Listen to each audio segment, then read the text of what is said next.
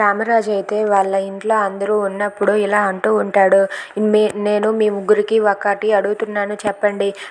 మీ అమ్మ నేను ప్రేమ పెళ్లి చేసుకొని ఎన్నో కష్టాలు భరించి ఎన్నో ఇబ్బందులు పడి ఇక్కడ ఇప్పుడు ఇలా ఉన్నాము. మీరు కూడా అలా చేయకుండా ప్రేమ పెళ్ళిళ్ళు చేసుకోకుండా పెద్దలు నిశ్చయించిన పెళ్ళే చేసుకుంటామని నాకు మాట ఇవ్వండి అని చెప్పి రామరాజు అయితే చెయ్యి ముందుకు చాచి మాట ఇమ్మని అడుగుతూ ఉంటాడు. అది వినగానే అక్కడ ఉన్న వాళ్ళ చిన్న కొడుకు అయితే వచ్చి, నేను నీకు మాట ఇస్తున్నాను నాన్న, నేను ఎప్పటికీ ప్రేమ పెళ్లి చేసుకోను, నువ్వు చెప్పింది చేసుకుంటాను నాన్న అని చెప్పి అంటూ ఉంటాడు. ఇంతలో అక్కడ ఉన్న పెద్ద కొడుకు రెండో కొడుకు వాళ్ళిద్దరూ కూడా ఆలోచిస్తూ ఉంటారు. ఏంటి, ఆల్రెడీ మేము ప్రేమలో ఉన్నాం కదా, వాళ్ళు మమ్మల్ని నమ్ముకునే కదా ఉన్నారు, వాళ్ళని వదులుకొని మేము ఉండలేము అని చెప్పి వాళ్ళిద్దరూ కూడా ఆలోచిస్తూ ఉంటారు.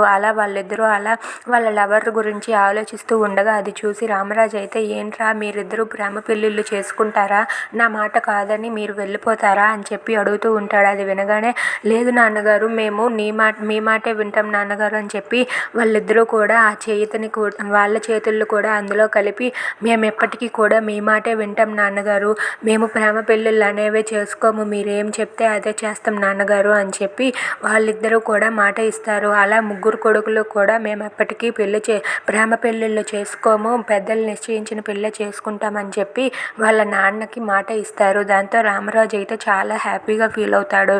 Please subscribe our channel.